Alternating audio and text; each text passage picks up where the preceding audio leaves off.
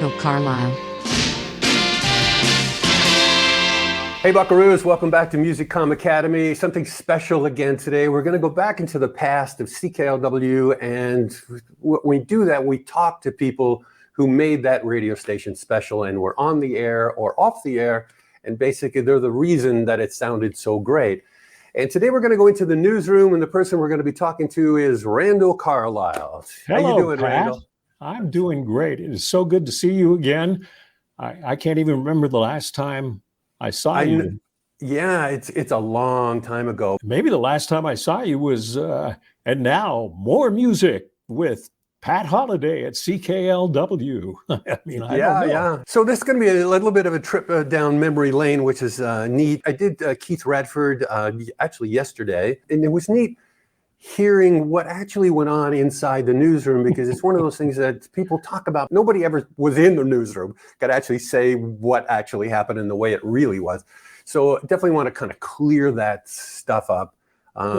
People sort of have to realize where we were in the old station. You guys were downstairs, like a long way away from the newsroom. The newsroom was upstairs. We really didn't see each other that much. I was 2 years on the air, and I think I only went upstairs one time. And Bob Lozier was doing a newscast, and I saw him like, oh, okay, this is the newsroom. Never went up again. Yeah. And people don't realize that, the old station on Riverside Drive was a phenomenal old facility because it overlooked the Detroit River and the Detroit skyline. Yeah. It gave me a sense of, my gosh, here's this huge city that we're broadcasting to, let alone the rest of North America. Yeah.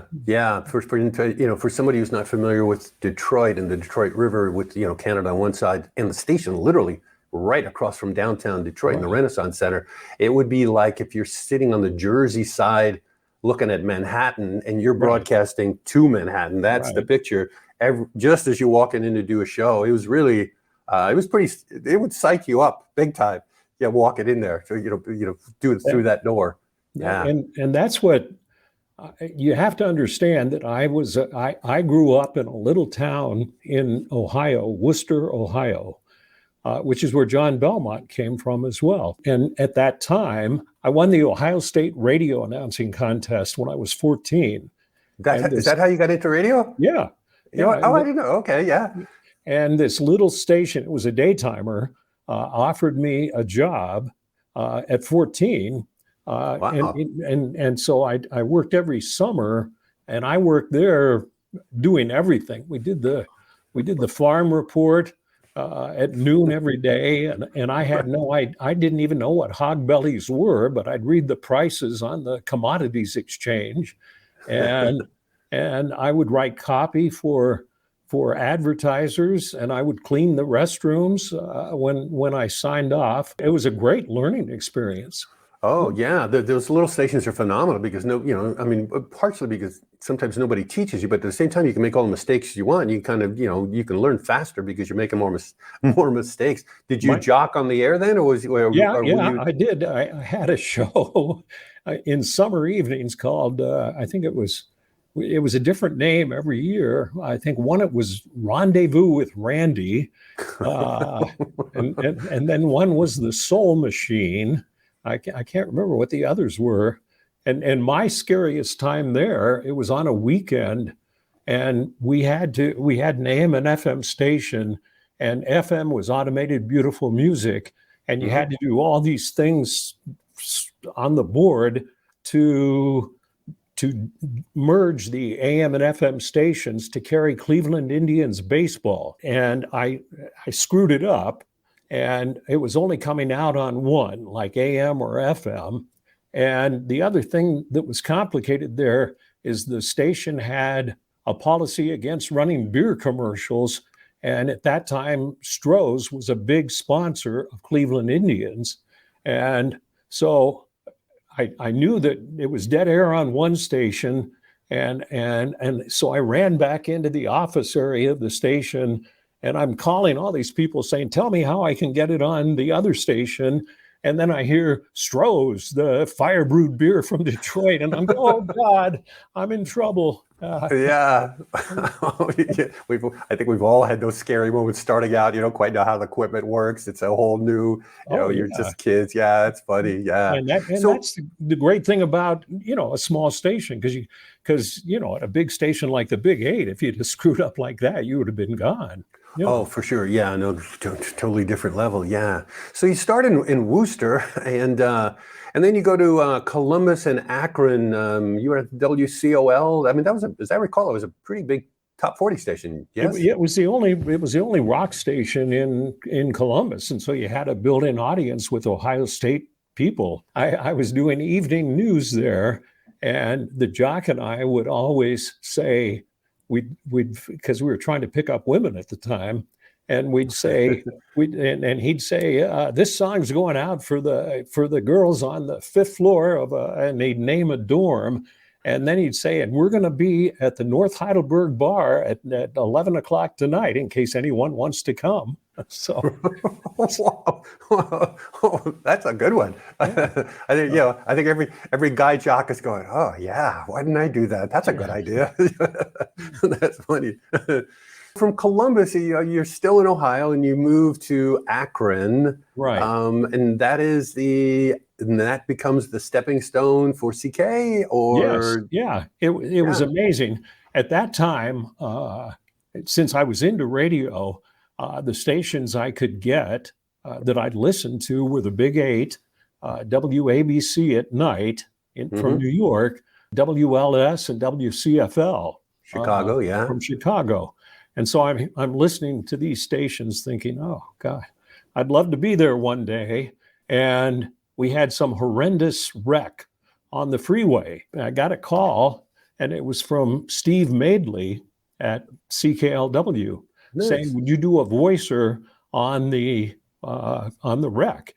And I thought for a second, and I looked at the copy I had written, and the copy I had written was nowhere near the style that 2020 News was at CK. I said, Steve, let me put this together, and I'll call you right back.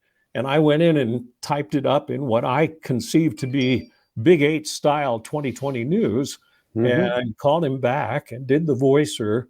And about an hour later, Byron McGregor, who was the news director, gave me a call and said, Randall, we want to fly you up to Detroit, Windsor, to talk to you about a job. And I'm going, wow.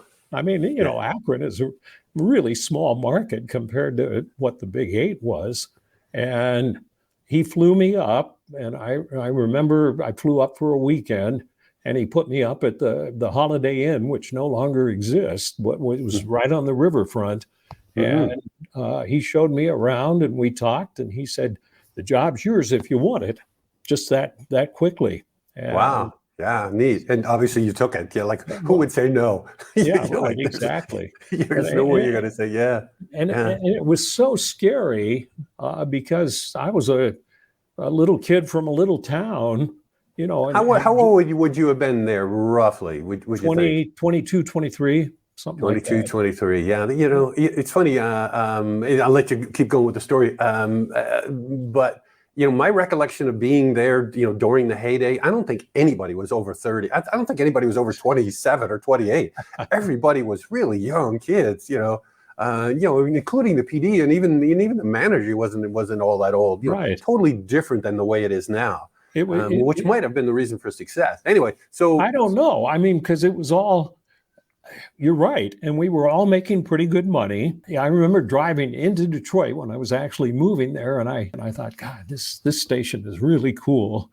And I finally got situated there. And I think I started doing weekends. And Byron said he was hoping to move me to morning drive to share the responsibilities with him.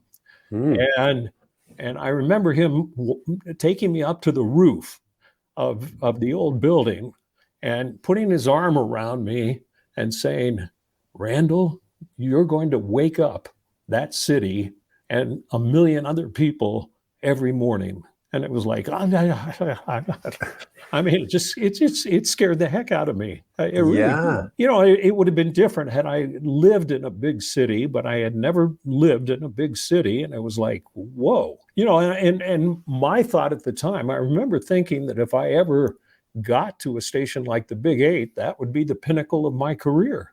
And, Yeah. and you do it at 22, 23, and it's like, wow, you know. Yeah. So yeah, and that was not a normal radio station. I think maybe once you got there, you're kind of assuming, oh, this is the way big stations are. But then when you go to somewhere else, you go like, wow, they're not like this. This is like a one of a kind thing. Everything else is like a sort of like a letdown, no matter where you go. You know, in comparison, it was a very cool, weird place. So so go ahead. Yeah, the way I look at it, it was, and thank God I was part of it, because I think it was just something that happened at the right time, for the right reasons, when we provided the right product that succeeded with the audience, and it just happened. People's memories have lasted so long of that station. Oh yeah. And I don't think any of us, I was aware how big it was and how successful it was, but I don't think I was aware that we would actually carve our niche in broadcasting history, which we did, you know. I always wonder that, just like you're saying, right place, right time, right things, doing whatever. I always wonder, I mean, there's no way to know if it was because everybody was young and you were in sync with who you're shooting for. There isn't somebody who's kind of out of the demo trying to make believe they know what they're doing, and you know, and all that sort of stuff. When I was talking with Keith yesterday, and you know, because I wanted to delve into the newsroom. Hopefully, if you can remember some specific stuff, because you know, I'll ask the same sort of similar questions. He couldn't remember things, and it might have been because he was there for so long before he got on the air. So Byron might have just assumed he knew a lot of this stuff. So I'll give you some specifics.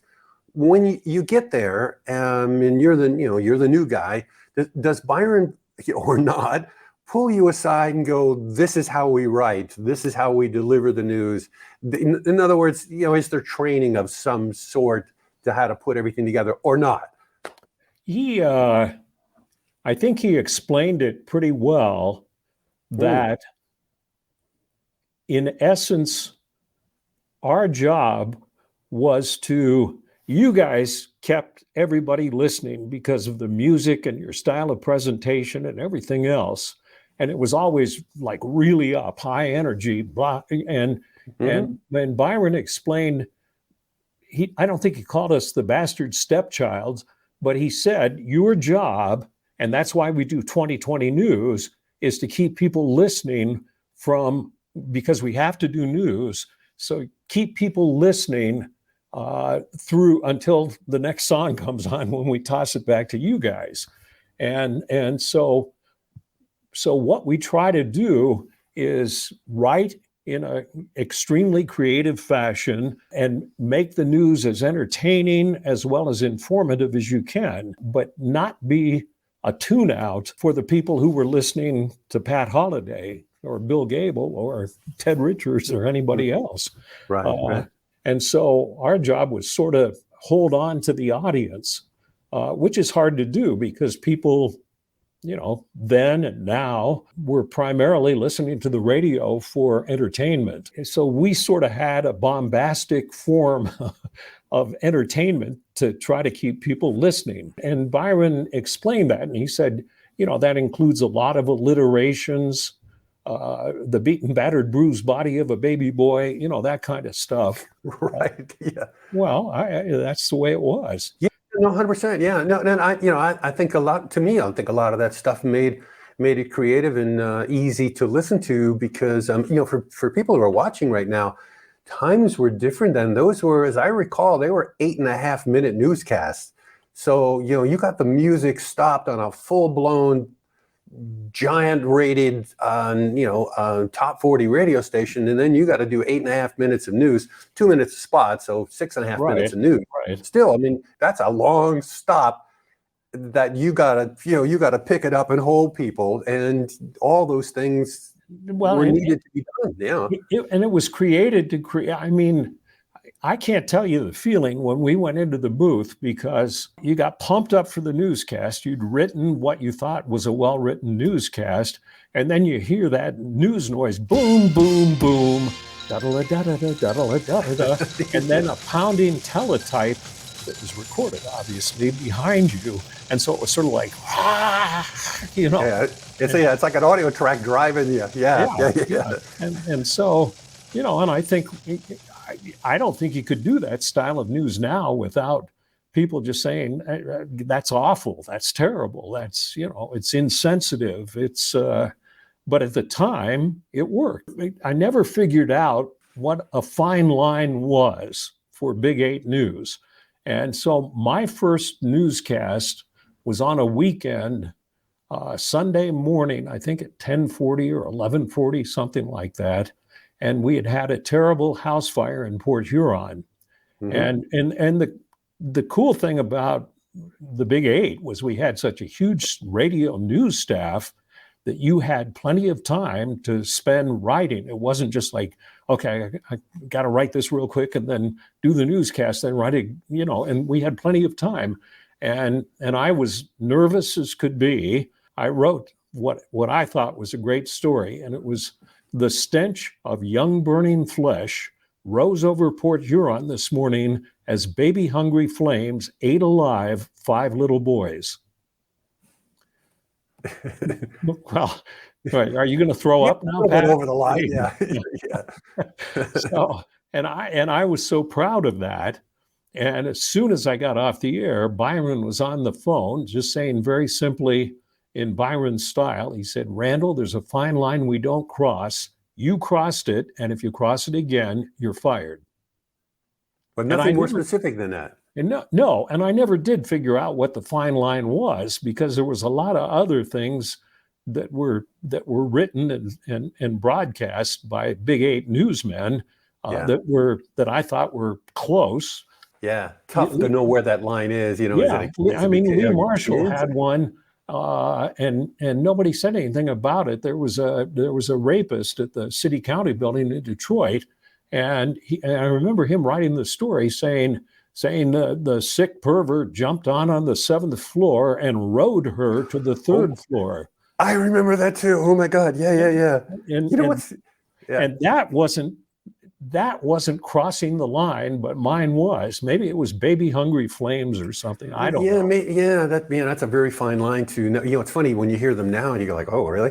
I can remember the elevator one that you just described. I can remember hearing that. I might have been on the air at that time when he did that in the newscast. I didn't give it a second thought. It was like, you know, I guess, you know, maybe after a while you just started getting numb to the way you're only half paying attention. But I do remember that. It's wow, that's wild.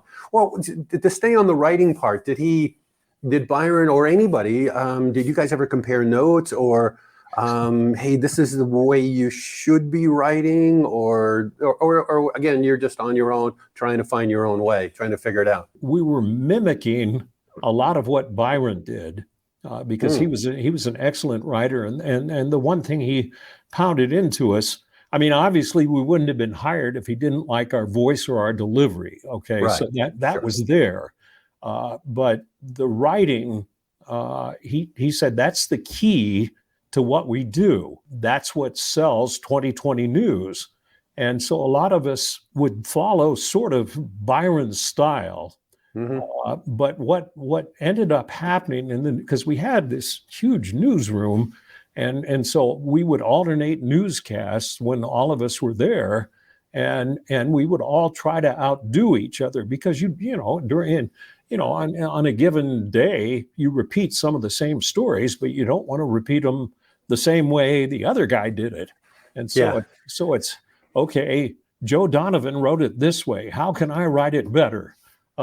That kind of stuff. And so we were trying to outdo each other all the time. You know, which to me was one of the cool parts of the newsroom. I mean, and maybe it's just me, but then there's so many people who love 2020 News. I'm sure I'm not alone in this.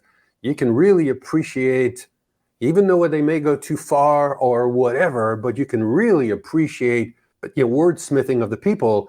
and how they had a grasp of the English language to get the right word at the right time in the right place. And quite possibly, maybe it's, ooh, I can't believe you used that word. But if you really wanted to think about it, like if you were writing like a, if it was a Stephen King novel or something, you were looking at it in that terms, it's like, well, that was exactly the right word for what the feel was of the, I actually kind of looking back think that if you couldn't write well, you didn't last long. No. You had to be a great writer. No. In addition to the presentation, but the writing was paramount. That was my impression. And I think that was one of my best learning experiences for the rest of my career. You're right about that. It's very hard, even though it sounds like it's easy when it comes out. It's very hard to write like that creatively using, so many words and descriptive words so that people can picture what it is you're talking about. I never worked at another radio station, and obviously that kind of style doesn't work in television. No. But my point is that we spent so much time working our skills at writing that when you went to a different venue, like say a TV station, it was so much easier to quickly write a good story, leaving out some of the stuff that we would have said at CK, and it honed my skills. I've always been a very good writer, and I can write copy like really quickly and have it be accurate, but not as descriptive as what we did at the Big 8. Right, but probably more descriptive than most of the other TV writers. Right. So you're gonna stick out. You're gonna, everybody else is kind of here, and you're kind of like, well, I like this guy. I can't quite put my finger on why. Well, a lot of it would be the writing. Sure. And because what you're saying becomes just way more interesting. That's to me anymore it's kind of a lost skill. You can, when somebody writes well, you can really notice, ooh, they're good. That was a good newscast or whatever. Right. Speaking of putting it together a newscast, were there any instructions of this is how you structure a newscast? And I'll tell you sort of specifics for people who are watching. When you went into the newsroom, you certainly of the newer building, which now is an old building, but the new building, and you open the door to the newsroom and you look in. There's a huge newsroom in the booths, where you'd be on the air and stuff. But one wall was nothing but actualities and voicers for street people who are out on the street. So it would say something like, mayor conference or 8-car pile up on I-94, that kind of thing. And as I recall, it would be like minute 10 of the time of the cut would be on it, the actuality of the reporter in the field, that sort of thing. Right. Was there any instructions of you're going to be doing a 6.5 minute cast? You need to use 2 of these or 3 of these or many as you can, or don't do a cast without some. It was always shorter is better. So if you got a voicer from another station, I think it was 25 or 30 seconds. Sound bites, I think, unless they were just like super compelling, were maybe 15, 20 seconds. And we got so much sound because we offered money awards for people calling in. 961 NEWS in Detroit and 254 CKLW in Windsor. And we'd say we pay cash weekly and have a yearly award. And we said that almost in every newscast. Because of the fact that we were in Canada, we didn't have to ask people's permission to record them. When people would call up on the tip line, we had and for new people in radio who might be listening, you guys had a board op to run your shows, and we had a board op in the newsroom. I'd look over at the op and I'd say, roll the tape. I remember we had a woman who called up and said she just killed her husband. And so in typical Big 8 style, we said, well, what did you do, ma'am? And she, I don't know whether she shot him or stabbed him or whatever. She described what she did and why she did it. And then we did the responsible thing and said, did you call the police yet? And she said, no, I called the Big 8 first. And I said, well, maybe I want the news tip money. So we had actualities like that. And that's, again, that was a sensational part of the the news. But we kept, and now that one we might have allowed to run like, say, 30 seconds or something. But the key was to get as many stories as we could in that however long we had.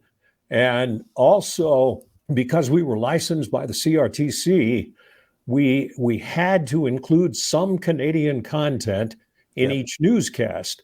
And so the problem with that was Americans don't understand the Canadian system of government, that it's parliamentary style, but they don't. But most Americans don't understand that.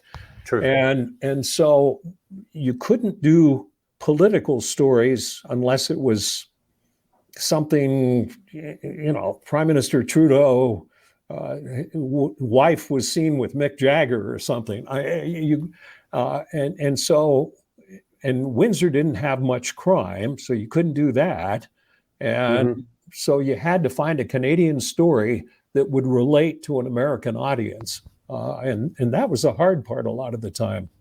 Yeah, it would be. It's funny when you travel the world, one of the universal things, and you don't realize it when you're in the United States, if you're living there, but if you're in Europe, you're in Asia, it doesn't really matter where you are. You turn on the TV and there's U.S. news everywhere in the world. It doesn't matter where you are.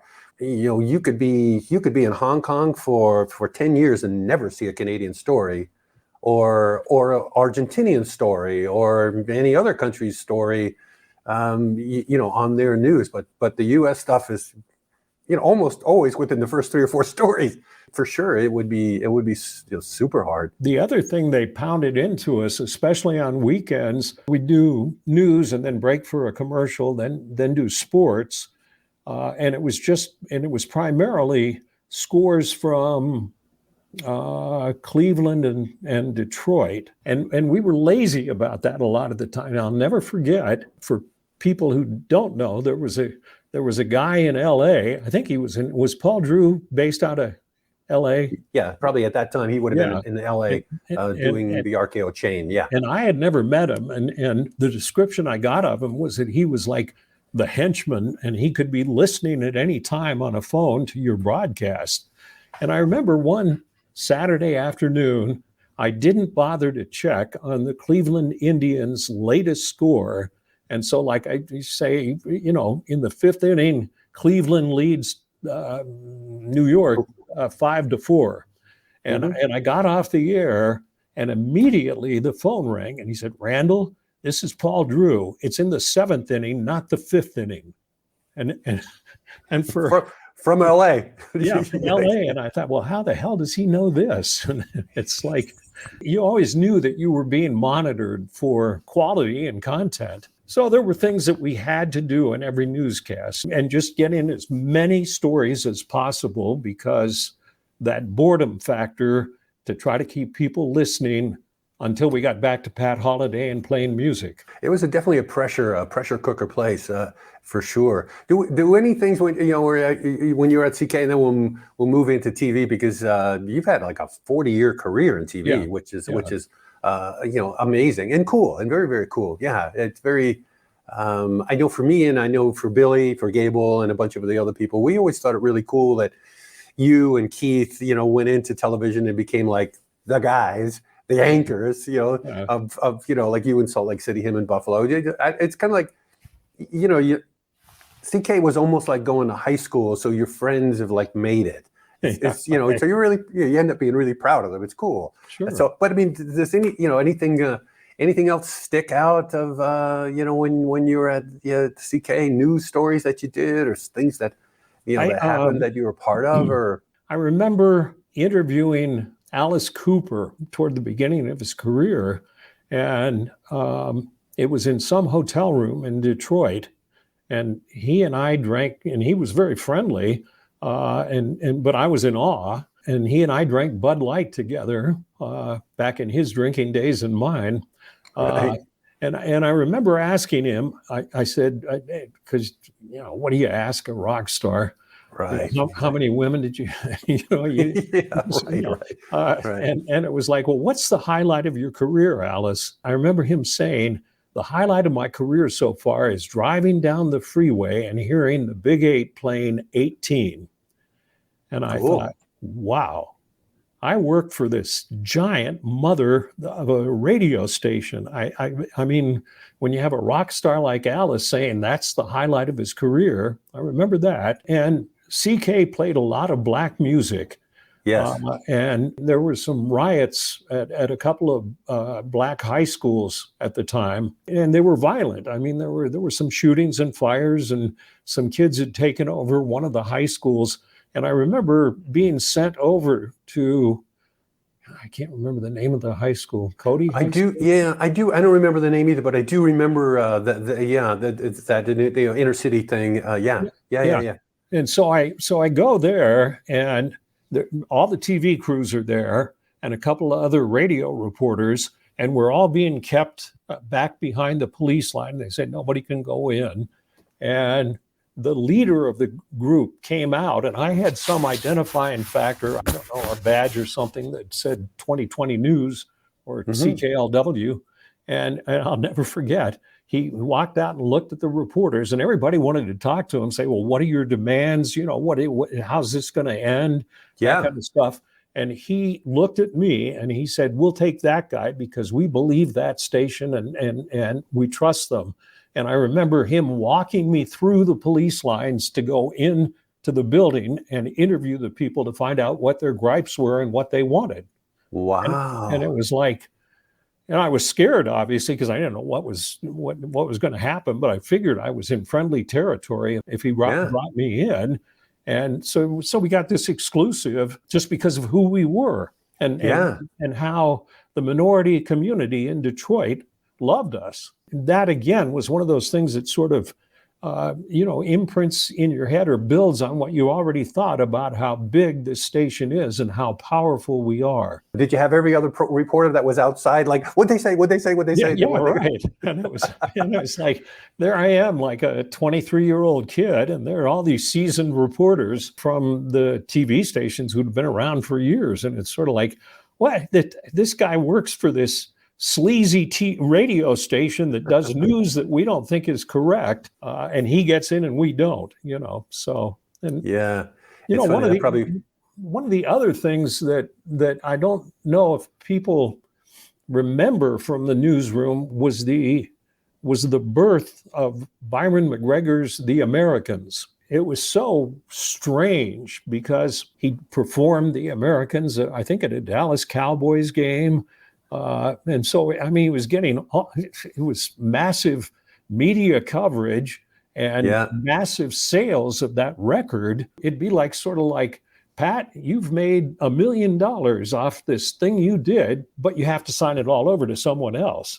Right. And so I remember him going to check presentations in various places where Byron would have been rich, if he could have kept the money, but he didn't. So it was just sort of a pass through. Yeah, and to the Red Cross. Yeah, and it was an interesting thing. It was an interesting period to watch, and I think that forever influenced Byron in one way or another. But I think it had a major effect on his life. I don't know how. Yeah, I don't know how it couldn't. I mean, it would probably just be like any band where you're regular band that you're trying to make it. You're in the trenches for 4 or 5 years, and all of a sudden, boom. It would be dramatically different. Yeah. Did you ever go to any convention or anything where, I know Keith had one of those, get some of these where you go and, and you're the outcast, Yes. like you're the pariah of the news convention or whatever. University of Michigan Journalism School would always invite somebody from our newsroom to go to speak to one of their classes. And they would always invite somebody from WJR as well.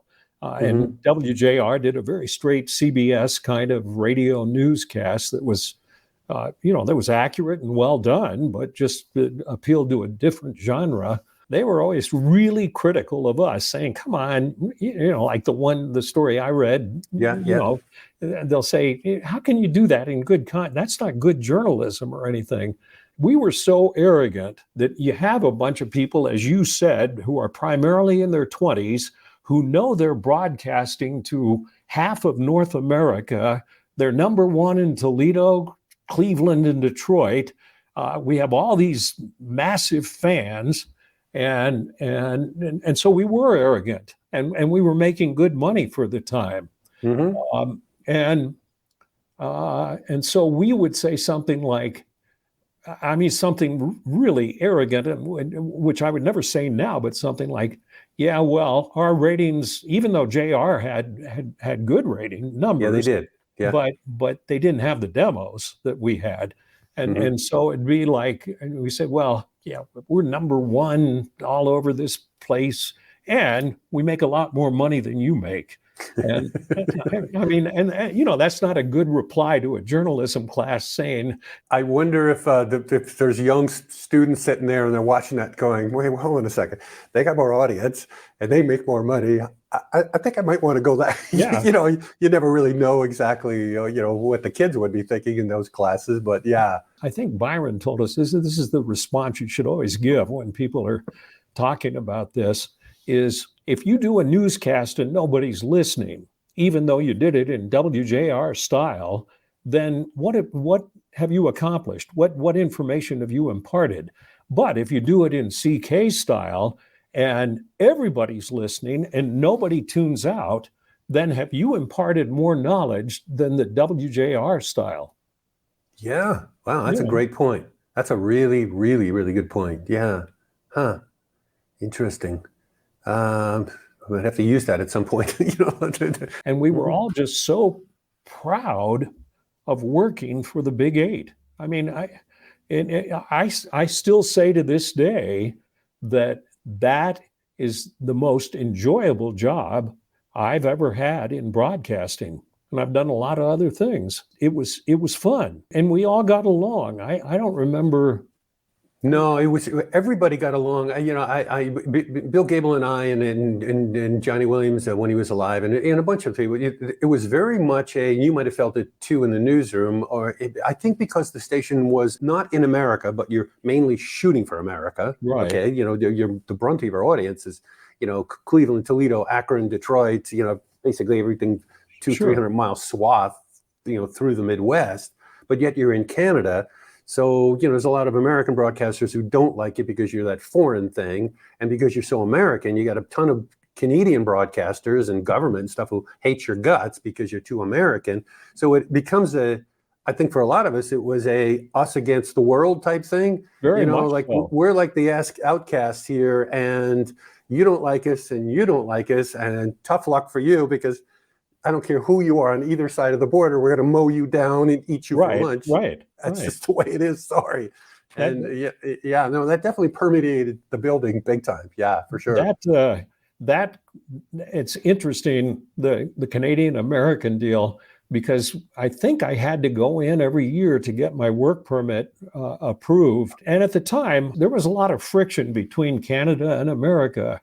At least I sensed when you'd be in a bar or whatever, there seemed to be a negative feeling, and especially in Windsor, because in Windsor the same set of tires for your car or the same refrigerator or the same whatever was so much more expensive than just across the border in America, and I remember being asked several times when I went in to have my work permit renewed. And if they wouldn't renew it, then you're basically out of a job because what are you going to do?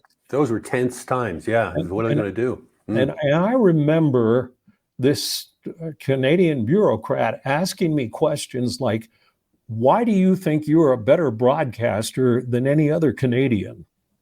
And it's like, you had to have tactful answers. And, and I remember saying, I don't know that I am, but I've had this job for a year or two and I'm doing my best in it. And if I don't get my work permit renewed, then I lose my job and I've got to go somewhere else. And so I'm really beholden to you, but they'd ask questions like that because their goal is to keep as many jobs open in Canada for Canadians.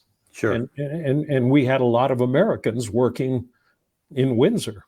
Yeah. No, definitely understandable. I think one of the things that I think a lot of those people didn't understand, and I totally get their job because it's the same way in the U.S. I was there and I was trying to get Rosalie Trombley a work permit in the U.S. to come work with me over there, and I had a unbelievable time trying to prove to the U.S. government, again reversed, that she was a really special person Right. and very, very unique. I mean, I had to do it like I had to try 3 times. The first 2 times, it was like no, you know, I got turned down, and you know, and I got a letter back.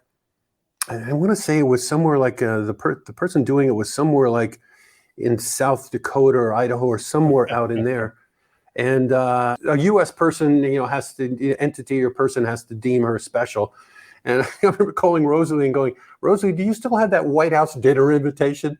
Yeah, let me copy that. So I mean, literally, it took a White House, you know, specific to her invitation Right. to a, you know, White House state dinner and then, you know, immediately it came. So yeah, no, it's, you know, I totally understand that, but somebody doing that job. But what they didn't, I think a lot of people didn't understand, including at the time, the CRTC, and they wouldn't give dispensation for the station for CanCon sitting on the border, is how many Canadians were actually working behind the scenes way beyond what a normal station would ever be able to hire because of the money coming in. Yeah, it made a lot of money, but instead of having I don't know, I'll make this up. Instead of having a 4-person newsroom, there's a 24-person newsroom. You know, and you know, when you cut that down, and all of a sudden all these other Canadians have to get let go because there's not enough money coming through the door. But you know, that was like, whew, you know, right over. Yeah, which is sad. Yeah, but let's move on. We'll leave CK behind and let's go into your television career, which you know, again, like, you know, almost 40 years, or maybe it was over 40 years. You're at CK, and that's pretty much your last run at radio, and then you move into TV out in Colorado Springs, was it? And what happened? How do you do that? I was young and just starting my career, and I thought. And remember, I told you, I thought if I ever made it to the Big 8, that would be the pinnacle of my career. Well, as a young person, you say, well, okay, I'm here, and I've been here 7 years. And I read a story about Bill Bonds, that legendary TV newsman, anchor in Detroit. Channel 7, yeah. He was the first person to sign a contract with a 6-figure salary. And this would have been what, 1977, 78, somewhere in there? Somewhere around there, mid-70s. And I had a couple of offers to go to some other stations radio stations in large markets. And really the pay was not that much more for a news guy than it was at CK. So I thought, well, I mean, where else can I go? So maybe I should get into TV because the upward potential is a lot greater than it is in radio. Sure. And I had a friend at one of the stations, I think it was Channel 2, that used to come over to the Windsor Press Club and gamble every night when we'd play poker. and he helped me make a tape because back then video cameras, you know, that like everybody has or smartphones didn't exist.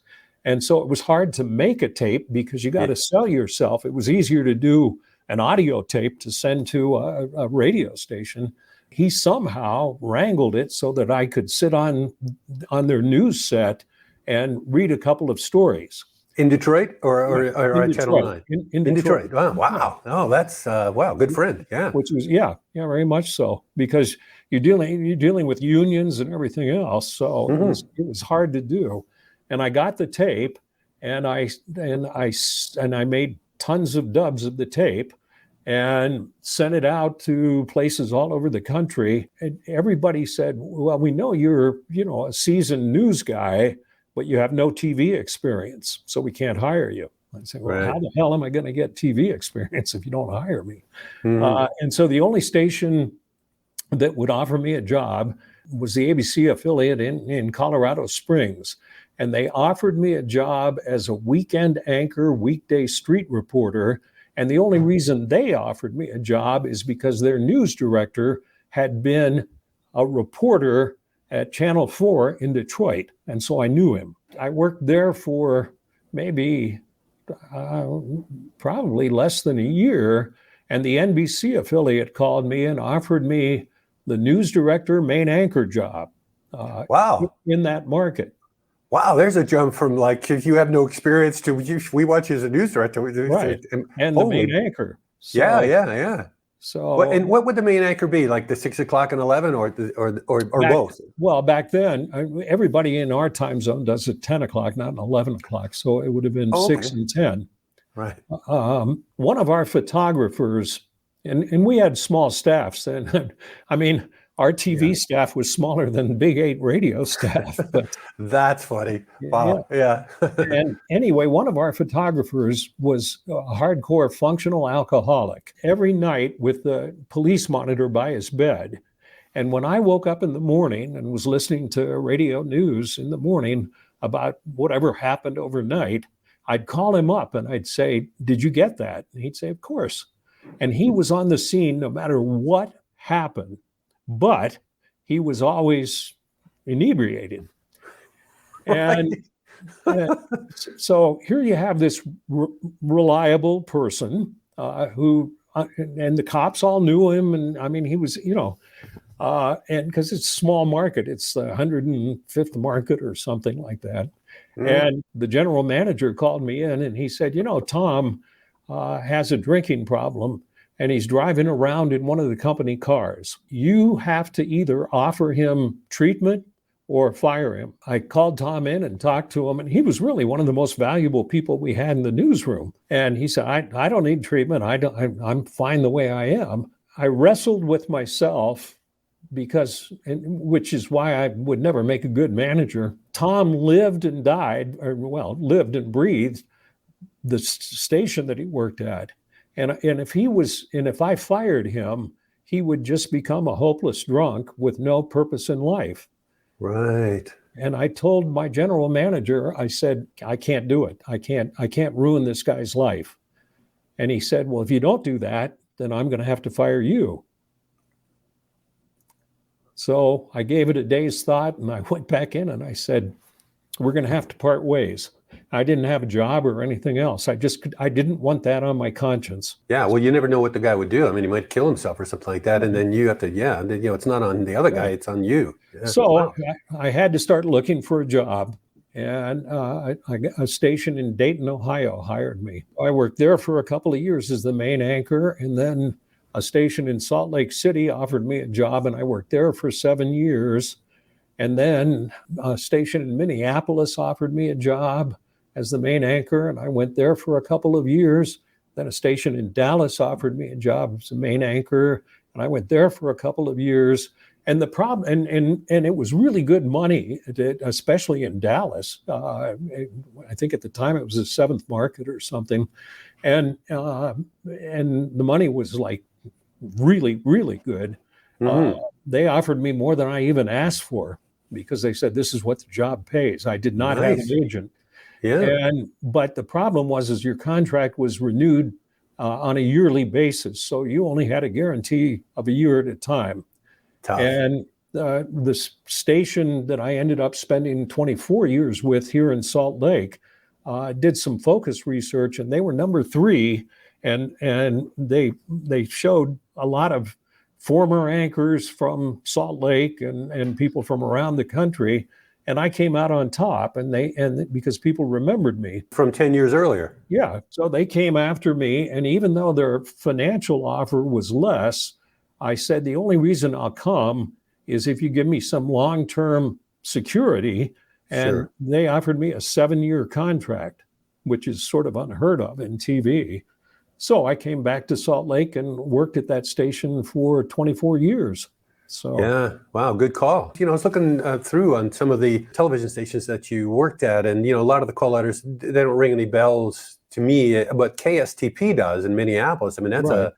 a KSTP, AM, FM, TV. Was that Hubbard at the time? Is that? Yes, it still is. He still owns it. That whole thing is a legendary, at least to a radio person. Minneapolis, it was funny. It was owned by the Hubbard family, and Stanley Hubbard, the guy who started it, he was this gung-ho guy who loved going out on police calls. And so he had buddies with the local department. He'd do ride-alongs on weekends for entertainment, Yeah. And it was a strange station because the station was physically on the borderline of Minneapolis and St. Paul. So you had security guards from off-duty cops from St. Paul on one side and from Minneapolis on the other side of the building. That's weird. Yeah. And he was a huge visionary. The Japanese had HD TV before we did. And I remember we had this big part. He said, high definition is the future. And it was like, I didn't know. And so we brought in a big screen HD TV from Japan, along with an analog TV that we were selling in America, and had a live broadcast of some symphony or something out of Tokyo. And we invited all our clients in to show them the difference between the two. And I think he bought one of the satellites that broadcast direct TV and dish TV. And he was the guy who came up with the idea of those little dishes that would bring, TV. Oh, yeah. He was this great visionary, but he was also this eclectic guy. And you rarely got called up to Stanley's office. And I remember he called me up one day, and I went in. I thought, oh my gosh, what's going on? And I remember him sitting there and looking at me, and he said, "Do you like Minneapolis?" And I said, "Yeah." And he said, "Do you think it's too cold?" And I said, "Well, yeah, it's pretty damn cold." Yeah. And he said, "The problem is you're not dressed properly for a Minnesota winter." And he always wore like a Russian kind of hat on top. Probably with the ears come down. Yeah. In galoshes and everything else. Yeah. And he said, "You don't do that. And you're never going to like Minnesota." And now this is a guy dealing with one of his anchors, and it's like he's worried about how he's dressed for the winter. So it was strange little things like that. So, and the thing is, I left from a heated garage. I drove from there to a heated garage at KSTP. So unless I would have gotten stuck somewhere in between, I wouldn't have needed to dress like that. Right. Did you find it hard to make the transition into TV? Is it much like radio? Like if a radio person's watching you explain it right now, what would you say to them? At the Big 8, I think if you would have watched, and you guys saw some of the news guys doing the newscasts, and there was always like, today in Detroit, there were 4 more murders. Yeah, no, the arms are flying for sure. Yeah. And the head's moving around and everything. And you really have to calm your body down a little to be on TV. Right. Pretty doable. What frustrated me was in radio, if we wanted an actuality played, we'd press a button and then he'd play the thing. But it was mainly between you and your op. And that controlled everything you did, right? In TV, and this was my hardest thing because I'm sort of a perfectionist. You've got 3 studio camera guys. You've got a floor manager pointing the cameras. You've got a guy running the teleprompter.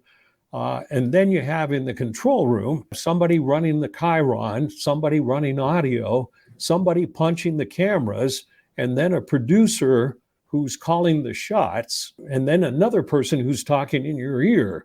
So you're relying on 10, 12 people to get your product on the air. And if one of those people screws up, then you're the one, because you're the face on the camera, who has to ad lib and say, well, we're having technical problems or whatever. Right.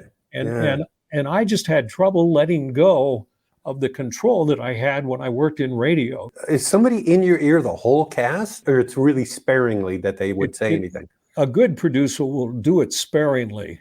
The difficult thing, if you're reading copy and the next story, say a live shot, they'll say, skip the live shot and go to the next story. That's what they'll say in your ear. But you got to remember, you're sitting there saying, today in Utah, the state legislature, and they're saying, and while you're reading that, they're saying that in your ear. So your brain is like, yeah, it would be confusing. And I think the hardest thing for me was election coverage, because, election coverage is all ad libbed. And so, okay, let's turn to the governor's race, and you can see that so-and-so is leading. And while you're reading thing on the screen that the people at home are watching. And so you're digesting those numbers that you're looking at. And at the same time, the producer could be saying, Jim Smith is ready with a live shot with Senator Hatch at the Marriott Hotel. It's hard to separate your brain while you're looking at a script, reading numbers while they're saying that. Yeah, and even remember, like, what hotel? Where was he? Yeah, Yeah. I yeah. could. I mean, even as you're saying it, it's like I don't know if I remember that. I guess You get like you you get say. used to it, but the thing is that whatever is happening in your ear it really takes precedence over everything else in your brain. Totally, I could see that. Yeah. Peter Jennings was the person who handled it. As opposed to trying to fake people out, Peter was so. And I sort of copied him a little in style when there'd be screw ups. I remember him, and in a network news studio, there's only 2 cameras. So there's just looking one or the other. And it was one of these things where I couldn't believe it happened. They come out of a commercial and he's looking at this camera and he starts reading, and the floor director is saying, "You're on this camera." And so he looks down and switches to this camera. And as soon as he switches to this camera takes. And he did that like 3 times. And he said, "Which camera should I look at?" This is on a network newscast. And I thought, it's better to be honest. Yeah. And so there were times when I didn't understand what the producer had said in my ear. And I said, "The producer's talking in my ear about what we're doing next. So where are we going next?" Okay, Yeah. we're going to do, and I just found it better to be honest like that as opposed to trying to fake it all the time. Sure. Yeah, and I think most people viewing would just take it in stride. I mean, because they realize there's something there, and otherwise why would it be there unless somebody's talking to you? Right. Yeah. It's amazing the amount of things you've done along the way from radio, and then all those years in television. Wow. One thing that's a testament to the Big 8 is obviously in TV, you're a much more well-known person in whatever market you're working in because people see you on TV, right? Recognize, yeah. And I still, no matter where I have worked in TV, I run into people all the time who say, "Did you used to work at the Big 8? No way. Well, because my style's so entirely different, and I'm not saying it's 20 minutes before 5, that kind of stuff. And I'd say yes. And so many, and obviously everybody's older now, so many people, I mean, here in Salt Lake, Dallas, Minneapolis, it doesn't matter.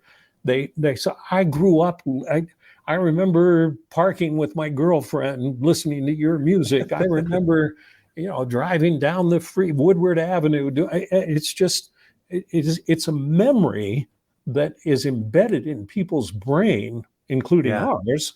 But the reach of it just always amazes me when people bring that up.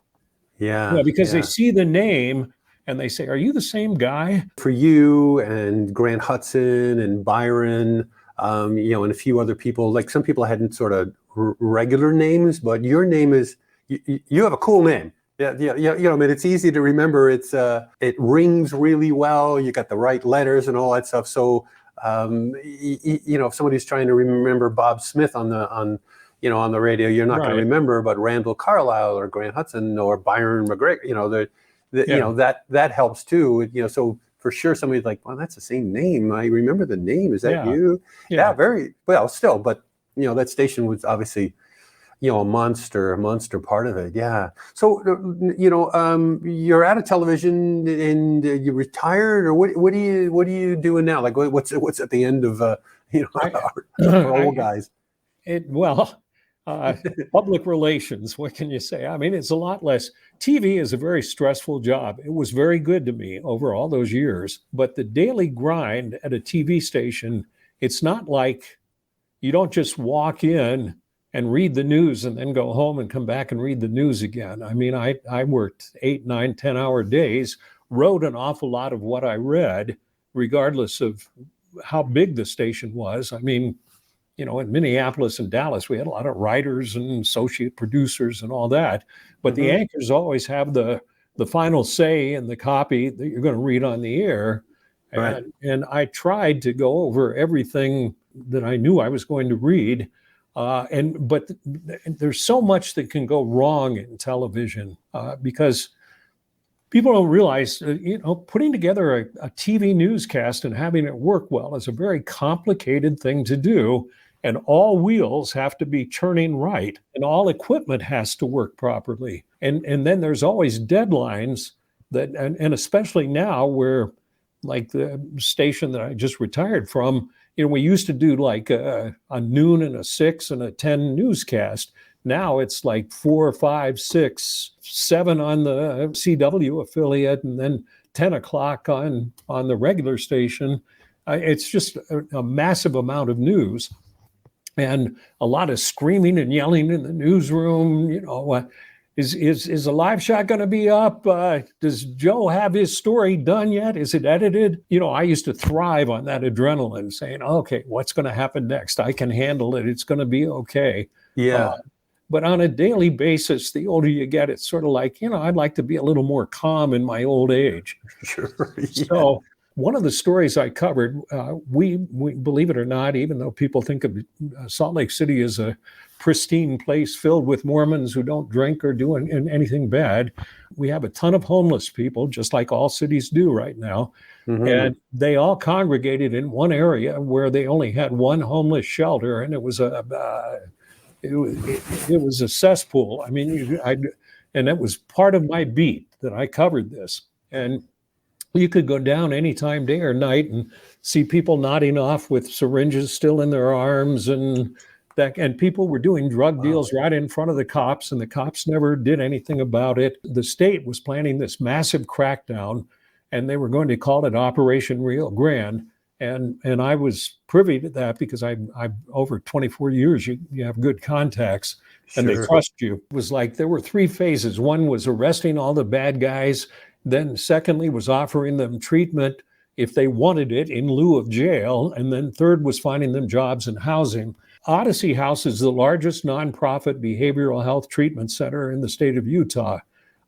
They serve about 1,000 clients a day, have 27 different locations. Wow. It's a huge nonprofit operation. Before Operation Rio Grande could be implemented, there had to be places, if people decided they wanted treatment instead of jail, there had to be places for them to go. And so Odyssey House expanded their treatment opportunities significantly. Part of my coverage, I was interviewing people from Odyssey House as to how they were going to do this and how it was going to work. Out of the clear blue, they offered me a job of media and community relations. And I'd never done anything like that. I gave it some thought, and I still had 2 years left on my contract at the TV station. And I was well liked and got along well with everybody. And I said, I'd really like to do this. Will you let me out of my contract? And they were very gracious and said yes. And 5 years ago, I started working at Odyssey House. And so it's been a really rewarding situation. I mean, drug and alcohol treatment doesn't work for everyone. We have a lot of failure, but we have a lot of success. And to see people coming from like Rio Grande, like I was describing, and who had been out on the street and had been hardcore heroin junkies for 10, 12 years, and to see them recover and then become contributing members of society, it gives you a good feeling working at a place like that. I think what our organization does here is more meaningful than a TV station. Yeah, I'm sure it is. Yeah, I mean, even if you just save one person's life and turn it around, I mean, that's way more than you can ever do on TV. Right. This has been awesome. I really appreciate you taking the time and doing this. It's great to catch up with you again and and go through and catch up on your TV. I knew you. To me, I remember you went to Salt Lake, and I didn't know about the Dallas and other stuff. You've had a hell of a career. I have. I'm looking forward to coming out next September for the unveiling of the statue in Windsor of Rosalie Trombley. Yes. And I hope I get to see you and some of the other former Big 8 people. We will definitely be there. Yeah, and I'm looking forward to that too. Because from what Charlie O'Brien was mentioning, that the statue of Rosalie, people who have seen it, evidently looks exactly like her. Wow. And she's a great lady. So definitely looking forward to that. Yeah. So I hope to see you there. That'd be great. The funny thing is, she would hate this.